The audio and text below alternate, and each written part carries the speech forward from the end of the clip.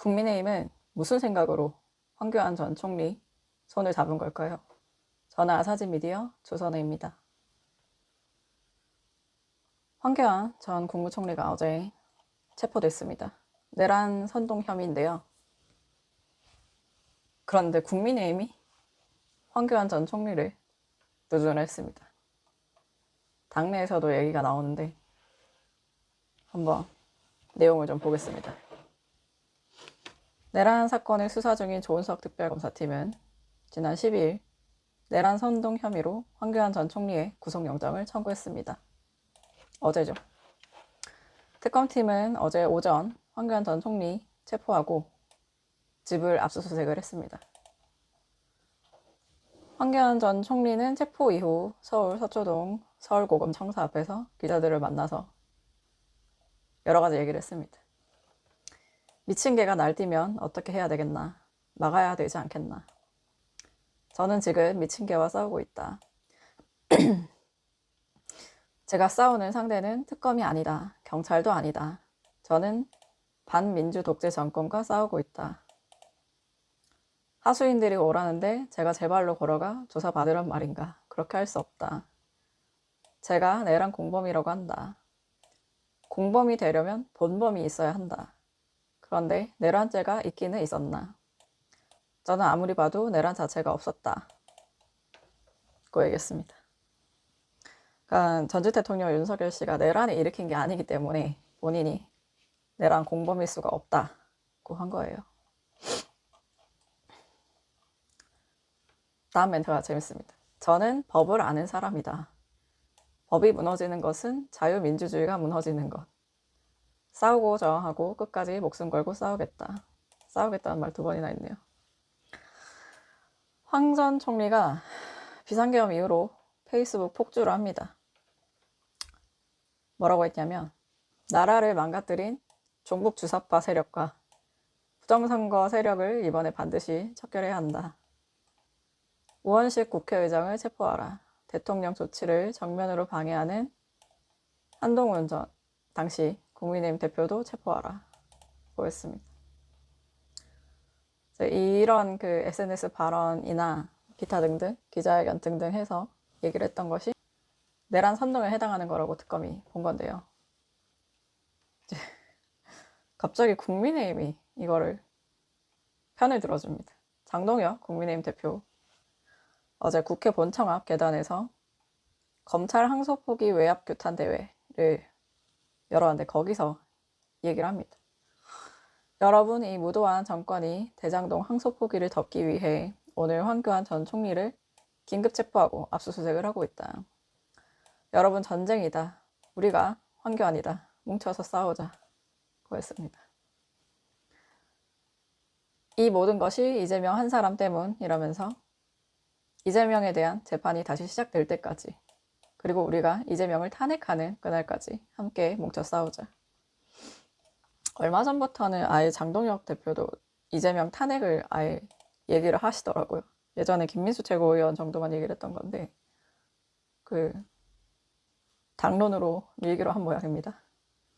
무슨 그 사안으로 탄핵을 할지에 대해서는 구체적으로 밝힌 바가 없지만 공개석상에서 여러 번 얘기했습니다. 장동혁 대표만 얘기를 한 건 아니고요. 손범규 국민의힘 대변인 어제 논평 냈습니다.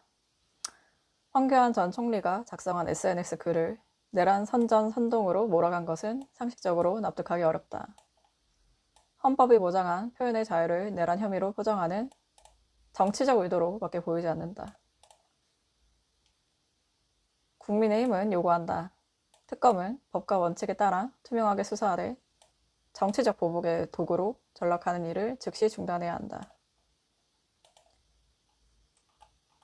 이건 좀 논외인데 논평 안에 띄어쓰기랑 표현이 엉망으로 되어 있더라고요. 의도로 밖에 보이지 않는다고 해야 되는데 의도밖에 보이지 않는다 이렇게 표현하고 뭐였지? 하여튼 좀 글을 잘 안 쓰시던 분 같더라고요. 그래도 그 맞춤법 검사기 같은 거 좀 돌려보시지. 어쨌든 제가 이게 쇼킹한 뉴스라고 생각을 했던 게 황교안 전 총리가 부정선거를 얘기한 지가 정말 오래됐습니다. 지난 2020년 총선 이후부터더라고요. 그때 이후로 선거 때마다 총선, 지선, 대선 해가지고 선거 때마다 부정선거 얘기를 하세요. 그래서 제가 이전 직장에서 오마이뉴스에서 국민의힘 출입하면서 국회 출입 기자일 때 황교안 전 총리 기자회견 정말 많이 오십니다. 거의 부정선거 관련해서 자료 이만큼 가져와가지고 국회 안에서 그때 당대표 자유한국당이었나? 당대표 자격으로 온 것 같은데 와가지고 와 부정선거를 얘기를 하면 기자들이 거의 안 가요. 왜냐면 다 예전부터 계속 얘기를 했던 바고 부정선거 자체에 대한 이슈는 대법에서 이미 종결이 된 사안이기 때문에 아주 새로운 물적 증거를 가져와야 되는데 그런 거 없이 본인은 그런 증거가 있다라고 주장하지만 계속해서 이제 선관위에서도 문제가 없었다고 번번이 확인을 해줬던 바가 있고 기자들 사이에서는 그냥 이제 취재를 할 필요가 없는 대응할 가치가 없는 그 발언이라고 보기 때문에 취재를 아예 안 합니다. 기사가 나오는 것도 거의 아마 없을 거예요. 네, 그래서 황교안 전 총리가 부정선거 얘기할 때마다 약간 기자들은 그걸 밈처럼 받아들이거든요. 오늘도 부정선거 얘기하러 오셨구나. 그렇구나.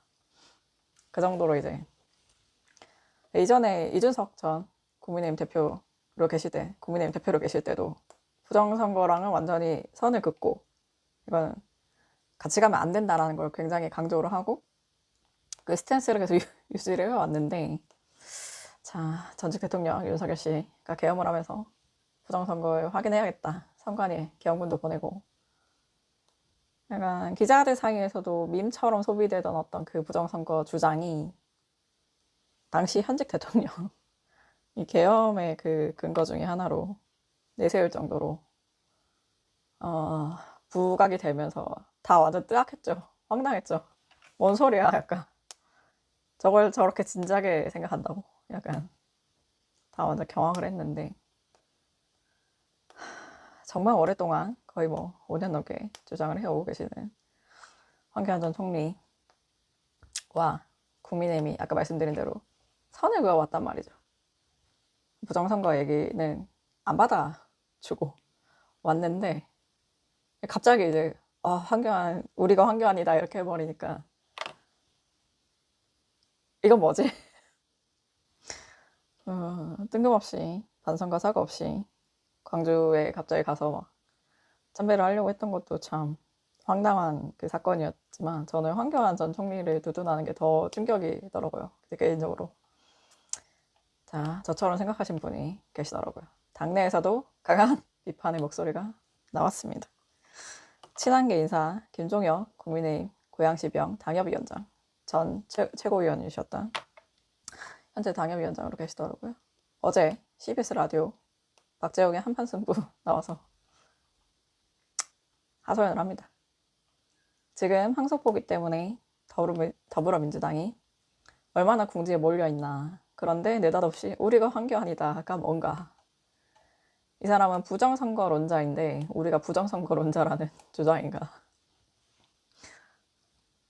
그리고 이분은 또 윤어게인 주장하는데 우리가 윤어게인이라는 얘기인가.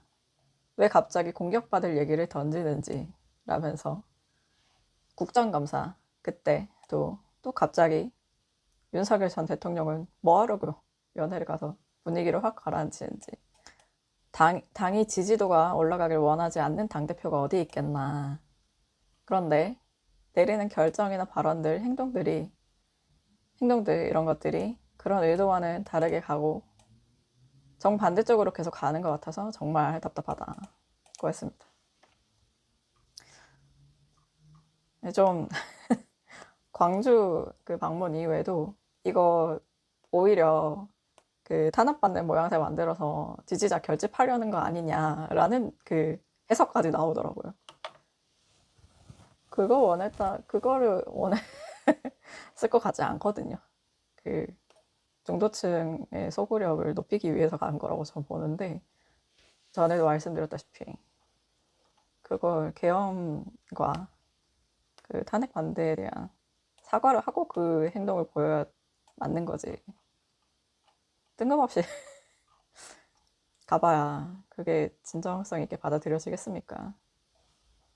계엄 이후로 5.18이 발생을 했던 건데, 계엄 이후 계엄, 지금의 계엄에 대해서 사과를 하지 않은 당대표가 와가지고 참배를 하며, 여하튼 말씀드리고 싶은 건 무슨 의도인지 솔직히 이제는 좀 아리까리합니다. 이제 처음에는 내년 지방선거, 6월 지방선거 앞두고 중도층에 이제 손을 좀 내밀어서 표를 좀 얻겠다는 심산인 줄 알았는데, 광주 방문도 그렇고 황교안 전 총리를 두둔하는 우리가 황교안 이라고 말하는 것도 그렇고 아닌 것 같아요. 중도층을 버리기로 확정한 것 같습니다. 수도권 서울시장과 경기지사 선거에서 중도층을 아예 버리기로 작정한 것 같아요. 그러지 않고서는 이런 행동이 나올 수 없다라고 저는 봐서, 그러면 승리하기가 매우 힘들어질 텐데, 무엇을 상상하든 그 이하를 보여주는 행동들이 자꾸 나오고 있습니다. 오늘은 여기까지고요. 구독, 좋아요, 댓글 많이 부탁드립니다. 감사합니다.